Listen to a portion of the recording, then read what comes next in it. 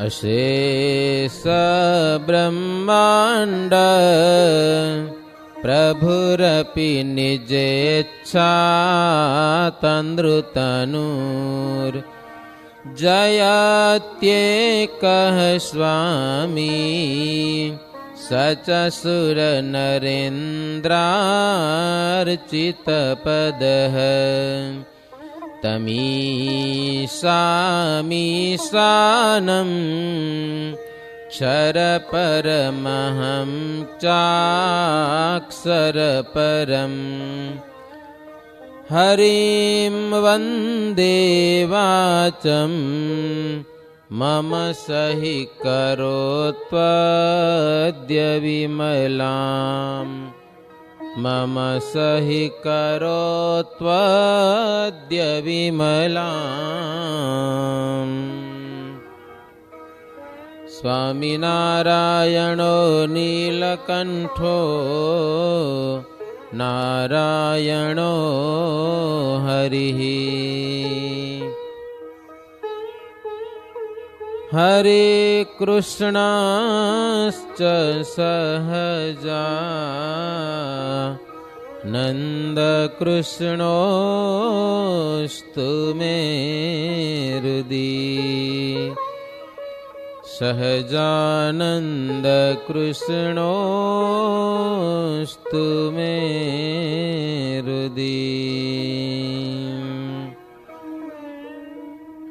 ઓમ સર્વાવતારિણે શ્રી હરિ કૃષ્ણાય નમઃ. ઓમ શ્રી ઘનશ્યામાય નમઃ. ઓમ શ્રી નરનારાયણ દેવાય નમઃ. ઓમ શ્રી રાધાકૃષ્ણ દેવાય નમઃ. ઓમ શ્રીમદયક્ષર બ્રહ્મધામાધિપતયે નૈકમુક્તમંડલ સેવિતાય ઈષ્ટદેવાય શ્રી પૂર્ણપુરુષોત્તમાય શ્રી સ્વામિનારાયણાય નમઃ. શ્રૂયતાં દેવદેવેશ સ્વામિનારાયણ પ્રભો ત્વદીયેનાવધાનેન કથયિષ્યે શુભાઃ કથાઃ. કથયિષ્યે શુભાઃ કથાઃ. સહજાનંદ સ્વામી મહારાજની જય. શ્રી ઘનશ્યામ મહારાજની જય. શ્રી સ્વામિનારાયણ ભગવાનની જય. જય સ્વામિનારાયણ. આપણા ઈષ્ટદેવ ભગવાન શ્રી હરિ ગામે ગામ વિચરણ કરતા અને ભક્તજનોના કારજ કરતા માંગરોળપુર શ્રી હરિ પધાર્યા છે. માંગરોળના ભક્તજનો પણ શ્રી હરિને સન્મુખ આવ્યા છે. ફૂલહાર કરેલા છે. સંધ્યાનો સમય હતો. વાજતે ગાજતે શ્રી હરિને પોતાના પુરમાં લઈ ગયા છે. ગામમાં ફરીને પણ શ્રીજી મહારાજ ગામ થકી બહાર જે અત્યારે વાવ છે પ્રસાદની, માંગરોળ તો જોયું છે ને કે એ નહીં જોયું? લોજ જોયું? લોજ નથી જોયું. લોજ ને માંગરોળ તો ભેગું આવી જાય.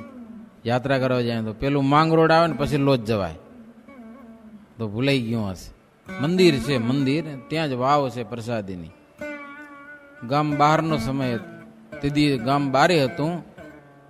મહારાજ પોતે વાવ ગડાવી છે તો શ્રીજી મહારાજ ત્યાં ઉતારા કરેલા છે. તંબુ તણાવીને મંડપ બાંધ્યા અને ત્યાં રોકાણા. ભક્તો રસોઈનો સામાન લાવ્યા, રસોઈ બનાવી છે. પ્રભુ જમ્યા, બધાને જમાડ્યા છે. રાત્રે કથા કીર્તન કરતા મધ્યરાત્રિ થઈ ગઈ હો. શ્રીજી મહારાજે કહ્યું કે ક્ષુધા, પીપાસા અને નિદ્રા આ ત્રણ વસ્તુ દેહનો ધર્મ છે. એને જોઈ શરીરને. કઈ ત્રણ વસ્તુ? ક્ષુધા એટલે ભૂખ.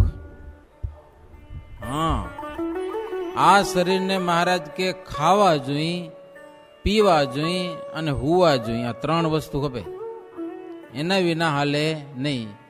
બીજી વસ્તુ મળે કે ન મળે તો નિભે, પણ ખાવા પીવાનું અને હુવાનું, આરામ કરવાનું, એ ત્રણ વસ્તુ જોઈએ છીએ. એ દેહનો ધર્મ છે. ન હોય તો પીડા થાય અને શરીર આપણે વિઘન કરે, કામ કરવા ન દે, પછી કાં તો માંદા કરી નાખે. માટે ગીતામાં કયા પ્રમાણે દેહની ચેષ્ટાઓ અધિક પ્રમાણમાં કરવી નહીં. સમજા ના? આટલી વસ્તુ જોઈ પણ એના થકા વધારે ન કરવી. માણસને કેટલું હુવા માટે જોઈ? 6 કલાક. કેટલી? નાના બાળકો હોય એને કદાચ 7 કે 8 લખો કદાચ એને માટે. પણ સામાન્ય તંદુરસ્ત માણસને માટે નિંદ્રા 6 કલાકની જોઈ. વધારે કરો તો બીમાર થાવ, ઓછી કરો તોય બીમાર થાવ. એટલે 6, 6.5 આમ ગણતરી રાખવી, એનાથી વધુ ઊંઘ નથી આવી ગઈ. નોર્મલ 6, બહુ જાઓ તો 7 જાઓ, પણ એનાથી વધારે તો ન જ આવી જાય. સમજા ને? તો વધારે આરામ થઈ જાય શરીરને. પછી આડોરું જાય, પછી વધારે આરામ થઈ જાય. તો મહારાજ કે ગીતામાં પણ દેહની ચેષ્ટાઓ લખી છે. આહાર તો અપાર પ્રકારના છે, બહુ પ્રકારના આહાર છે દેહને માટે. પણ ત્યાગી અને ગ્રહીએ પોતપોતાના નિયમમાં રહી અને નીતિ પ્રમાણે શરીર ચલાવવું અને વર્તવું. જેનું વર્તન તદ્દન દેહને માટે જ હોય એને માટે વેદ, શાસ્ત્ર, પુરાણ કાંઈ કામ ના આવે. દેહને માટે જ જીવતો હોય. પેલા અમે લંડન ગયા ને, ત્યાંના જુવાનિયાઓ પ્રશ્ન પૂછતા, સમજા? સાધુને શું પૂછે પ્રશ્ન? એ કે સ્વામી, ખાવા માટે જીવવું કે જીવવા માટે ખાવું? એવો પ્રશ્ન પૂછે. સમજા ને? શું ઉત્તર કરવાનો એનો? ઉત્તર શું કરવાનો કયો? ખાવા માટે જીવવું કે જીવવા માટે ખાવું? બોલો તો ખરા. હા, જીવવા માટે ખાવું એમ. ખાવા માટે જીવવાની શું જરૂર લ્યો? ખાવા માટે જ કેટલાક જીવતા હોય છે, બસ મોજ મજા માટે. વેદ શાસ્ત્રના મતનો આધાર રાખી અને મહારાજ કે અમારા વચનથી વર્તન ફેરવે એ બધા અક્ષરધામના અધિકારી થાય છે. શાસ્ત્રનો આધાર અને મહારાજ કે અમારી આજ્ઞા, એ પ્રમાણે પોતાના મનનું ફેરવી નાખવું, એ પ્રમાણે વર્તવું. અમારા વચનનો જેને ભાર નથી, મન ભાવે તેમ વર્તે છે, તો મહારાજ કે જીવાત્મા જમપુરીના અધિકારી થાય છે. શું વાત? આવ થોડીક પણ કામ બહુ કરે. મહારાજ કે અમારા વચનમાં રે એ અક્ષરધામના અધિકારી, અને અમારા વચનનો જેને ભાર જ ન હોય, મહારાજ તો કીધા કરે. એવા કેટલાક હોય, સમજા ને? ભગવાન તો કે તો મહારાજ કે જમપુરીમાં જાય છે. આટલી વાત કરી અને શ્રીજી મહારાજ પોઢી ગયા. સંતો પણ ભગવાનનું ચિંતન કરતા પોઢી ગયા. જો હું ત્યારે ભગવાન સંભાળીને હું ખબર ને એમને હુઈને જાઉં, હાવ આમ ખુલ્લે ખુલ્લા.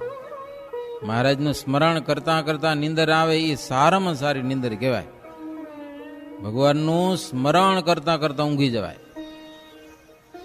રાત્રે કમ સે કમ 10 વખત સ્વામિનારાયણ નામ લઈને શું અને હવારે ઉઠીએ એટલે પેલું મુખમાં સ્વામિનારાયણ નામ આવે, પછી જી કરો ઈ, પણ પેલું સ્વામિનારાયણ સ્વામિનારાયણ જાગીએ ત્યારે નામ બોલવું હો. પછી તો અરુણોદય થતા સંતો ઉઠી અને નારાયણ ધૂન કરી, એટલે સવારમાં રામકૃષ્ણ ગોવિંદ જય જય ગોવિંદ, હરે રામ ગોવિંદ જય જય ગોવિંદ. હવારે એ ધૂન થાય. આપણે તો જો હવારે અહીંયા નથી કરતા, લગભગ ગામમાં થાય રામકૃષ્ણ ગોવિંદ ધૂન બોલાય. આપણે બોલતા નથી એટલે વડીલોને બોલવાનો વારો જ ના આવે. હાજે છોકરા હોય અને હવારે વિશ્વેશો સકલ વિશ્વ તણાવ વિધાતા એ ડાયરેક્ટ શરૂ થાય. લગભગ ગામમાં આરતી પછી રામકૃષ્ણ ગોવિંદ ધૂન બોલ્યા 2 મિનિટ હાલે, લગભગ વધારે ના હાલે. 2 થી 3 મિનિટ, 2.5 મિનિટ હાલતી હશે, 3 મિનિટ હાલે, બહુ હાલે તો. પણ પરંપરાથી અહીંયા રિવાજ નથી. આપણે મોટે ભાગે બધા ગામોમાં રિવાજ ખરો. તમે ભુજ જાશો, અંજાર જાશો, માંડવી જાશો, મંગળા આરતી થઈ રહ્યા પછી રામકૃષ્ણ ગોવિંદ ધૂન બોલાશે.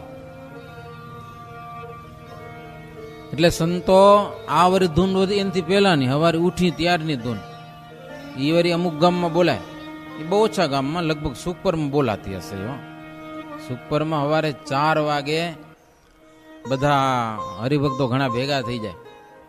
એ આમ હાવણી કાઢે. સવારે 4 વાગે હાવણી કર્યો ત્યાં કને 4 વાગે, કેટલા વાગે? 4 વાગે બધા હાવણી કાઢે અને રામકૃષ્ણ ગોવિંદ ધૂન બોલાતા બોલાતા હાવરણી નીકળે. ત્યાં એવો રિવાજ છે.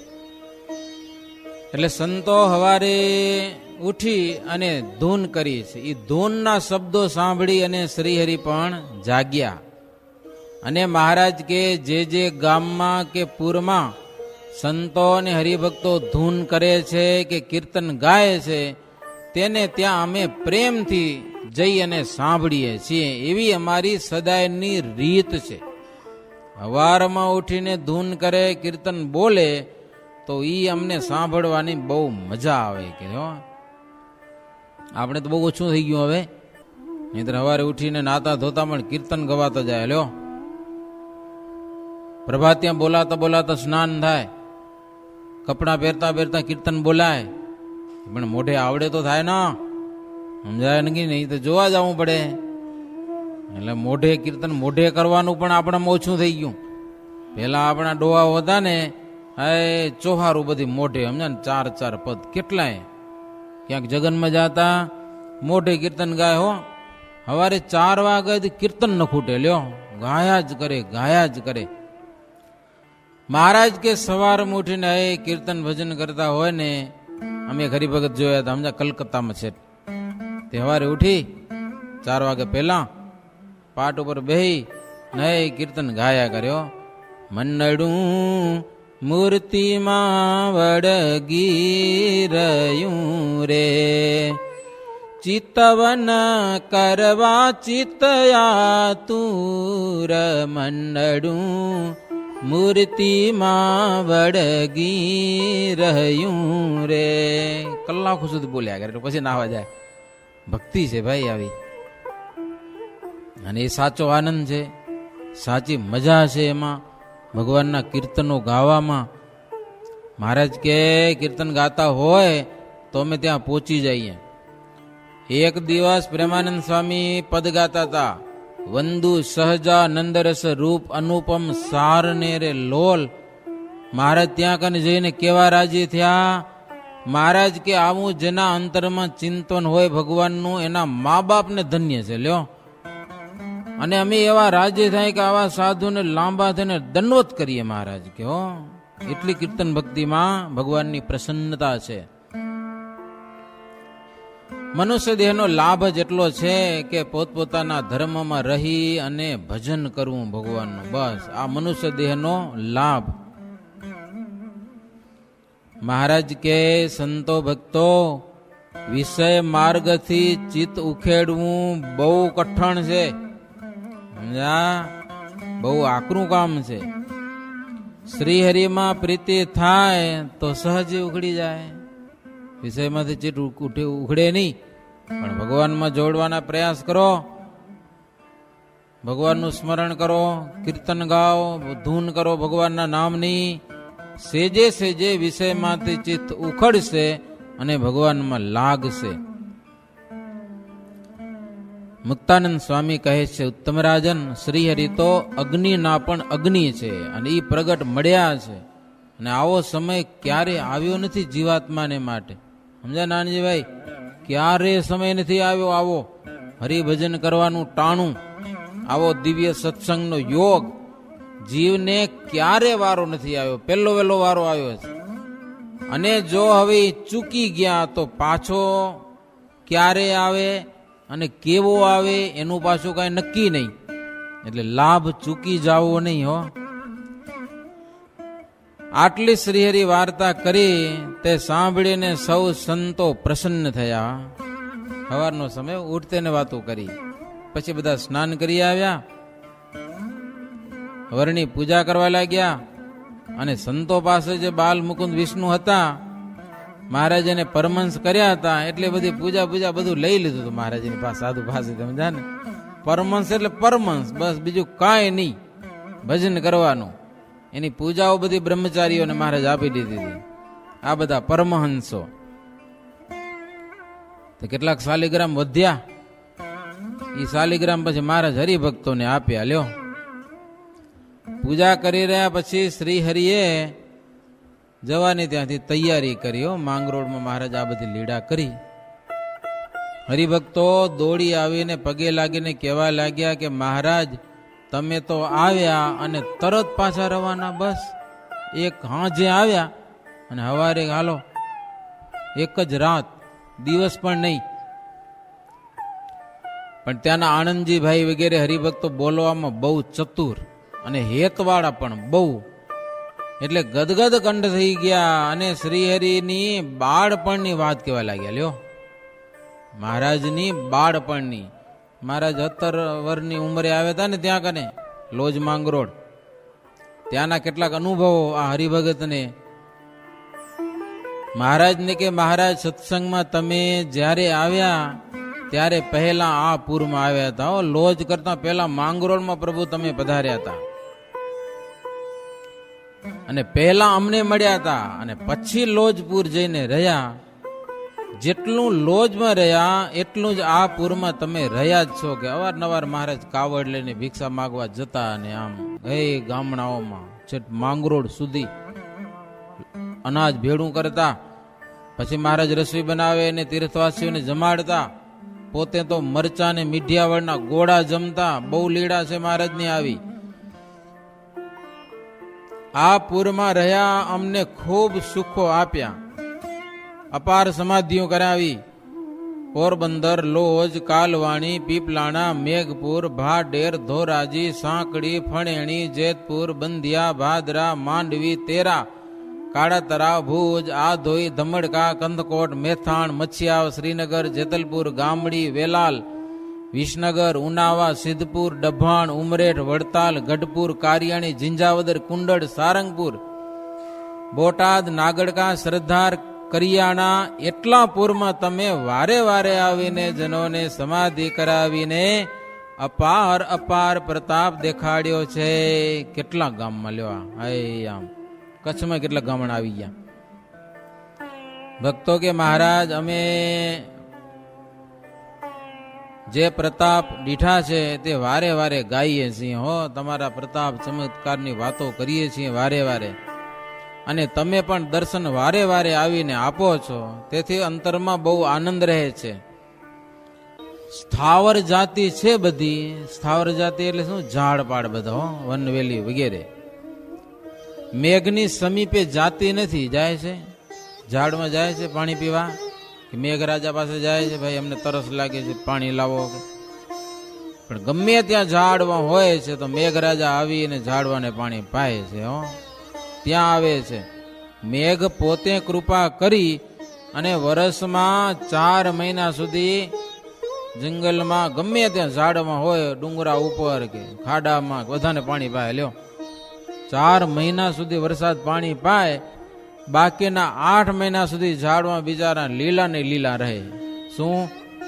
8 મહિના સુધી 4 મહિના પાણી પીધું હોય એમે 4 મહિના સતત તો ન મળે, હપ્તે હપ્તે મળે, જેટલું મળે એટલું, પણ 8 મહિના સુધી લીલા રહે છે. પછી એવી રીતે અમે તમારા દાસ છીએ પ્રભુ. શ્રીહરિ કે તમારા જેવા હેતવાળા ભક્તો સત્સંગમાં જ્યાં જ્યાં છે તેમની હેતરૂપી દોરીથી અમે સત્સંગમાં બંધાઈ રહ્યા છીએ. નહીતર વસ્તીમાં અમને ફાવતું પણ નથી. જંગલમાં જઈને રહેવાનું અમને બહુ ગમે. જેની જેટલી દોરી બળવાન એટલા અમને ખેંચી જાય છે મહારાજ કે જમતા સુધી પછી મહારાજ રોકાણા. સવારે જવાની તૈયારી કરી હતી, પછી થાળ થયા અને બપોર સુધી પ્રભુ રોકાણા. હરિભક્તો પ્રેમથી આનંદ પામી અને પોતપોતાના ભાવ પ્રમાણે શ્રીહરિ તથા સંત વગેરેની પૂજા કરી લાભ લીધો. પાછલો પોર દિવસ રહ્યો ત્યારે શ્રીહરિ ચાલ્યા. ત્યાંથી પ્રભુ લોજપુરમાં આવ્યા. લોજ અને માંગરોળ.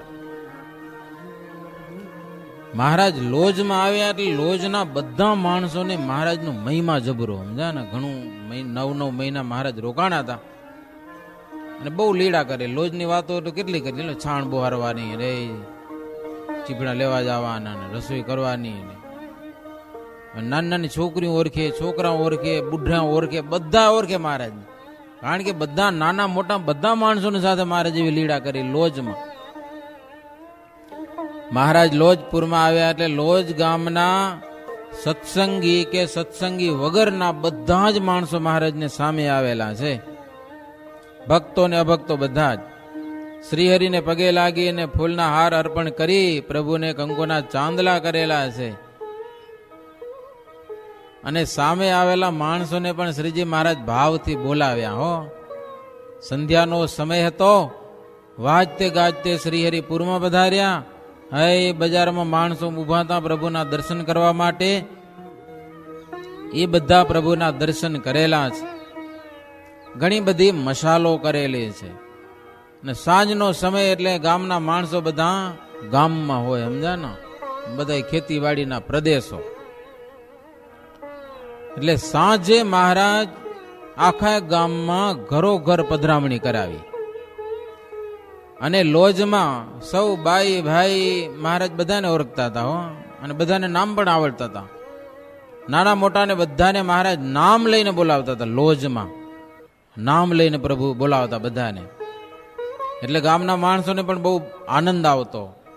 પછી મહારાજ પૂર થકી બહાર વાવ ઉપર આવી અને ઉતારા કર્યા છે અને તંબુ તણાવ્યા છે.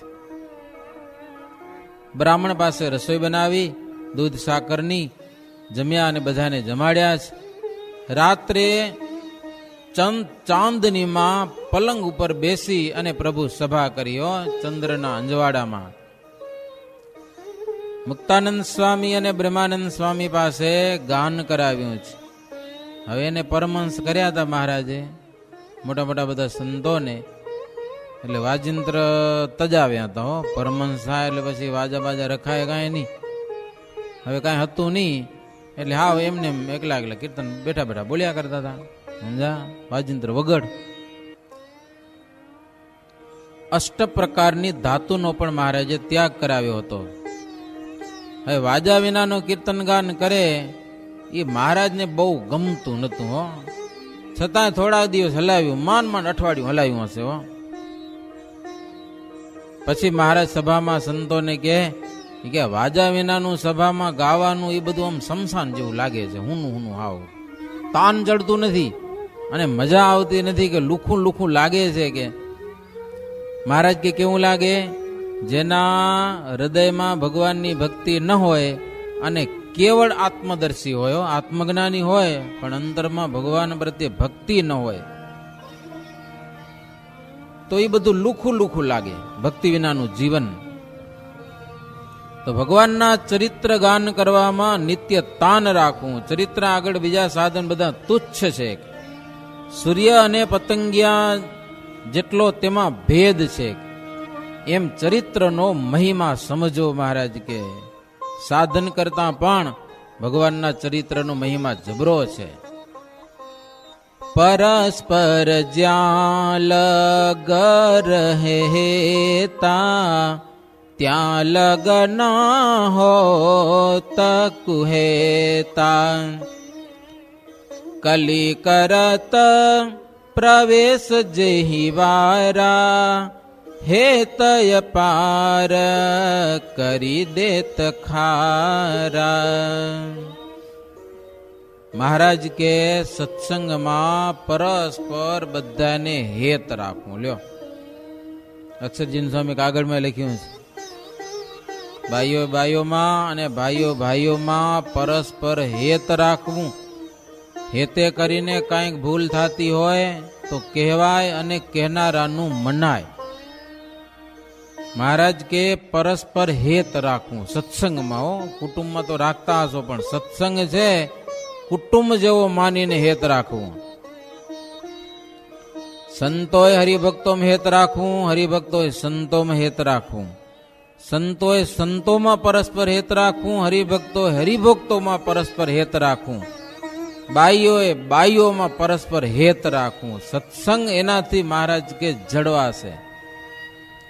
કુહેત છે એ અગ્નિ અને ઝેરની સમાન છે. પાપરૂપી કળિયુગ મુક્તમાં પણ પ્રવેશ કરે તો એને પણ ઝેર રૂપ બનાવી નાખે છે. હરિભક્તોનો દોષ લેવડાવે છે. પછી અવગુણ અભાવ આવે જો કુહેત થઈ જાય તો. અરે ત્યાગી હોય પણ ત્યાગીમાં પણ જો માન આવી જાય તો એ બધા ગુણો છે ને એ દોષ રૂપ થઈ જાય છે. સારામાં સારા ગુણો, બધા જ ગુણો, જો ભગવાનના ભક્તોનો અભાવ આવ્યો, દ્રોહ થયો, તો સારા સારા ગુણો પણ દુર્ગુણમાં ફેરવાઈ જાય છે. દુષ્ટ થઈ જાય. લો, ગુણો બધા બગડી જાય છે. આપણામાં કંઈક સારા સદગુણ હોય, ભગવાનના ભગતનો ભાવ આવે તો ગુણ છે ને એ દોષરૂપ થઈ જાય છે, ઉલટાના.